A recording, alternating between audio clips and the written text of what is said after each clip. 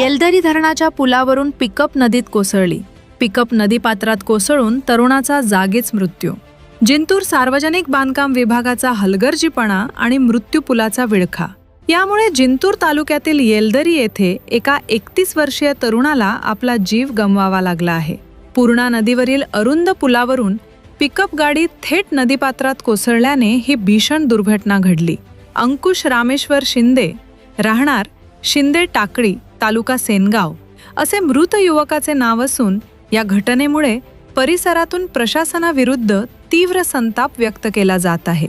मिळालेल्या माहितीनुसार अंकुश शिंदे रात्री 8 ते 9च्या सुमारास आपल्या पिकअप गाडीने जालना येथून गावाकडे परतत होते. येलदरी येथील जुन्या आणि अरुंद पुलावर आधीच कठडे नसल्याने चालकाचा वाहनावरील ताबा सुटला आणि गाडी थेट पूर्णा नदीच्या खोल पात्रात कोसळली. सध्या धरणातून पाण्याचा विसर्ग सुरू असल्याने नदीचा प्रवाह मोठा होता. गाडी पाण्यात पडल्यामुळे आणि रात्रीची वेळ असल्याने अंकुश यांना बाहेर पडता आले नाही. सकाळी पुलावरून जाणाऱ्या नागरिकांना वाहन दिसल्यानंतर हा अपघात उघडकीस आला. विशेष म्हणजे विदर्भ आणि मराठवाड्याच्या सीमेवर राज्य शासनाने कोट्यावधी रुपये खर्च करून आधुनिक जर्मन टेक्नॉलॉजीचा केबल स्टे पूल बांधला आहे. हा पूल वर्षभरापासून तयार असून केवळ दोन्ही बाजूंचे पोहोच रस्ते अपूर्ण असल्याने तो रहदारीसाठी बंद आहे. परिणामी वाहनधारकांना आपला जीव मुठीत धरून जुन्या मोडकळीस आलेल्या अरुंद पुलावरून प्रवास करावा लागत आहे. गेल्या वर्षीच्या पुरात या जुन्या पुलाचे कठडे वाहून गेले होते.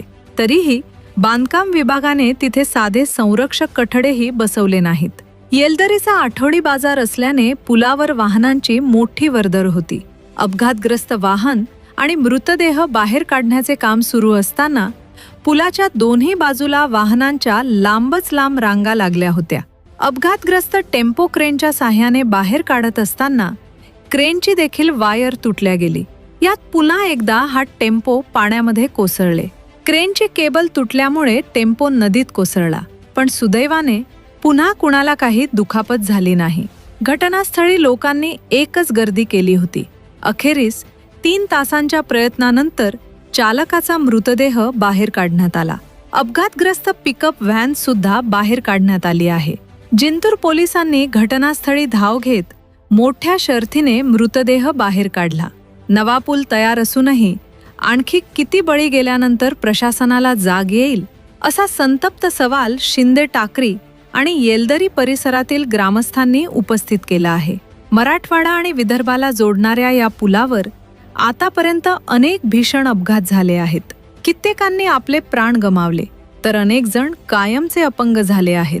नवा केबल स्टे पूल आणि जिंतूर येलदरी रस्त्याचे काम तातडीने पूर्ण करून हा मार्ग वाहतुकीसाठी खुला करावा, अशी मागणी आता जोर धरत आहे.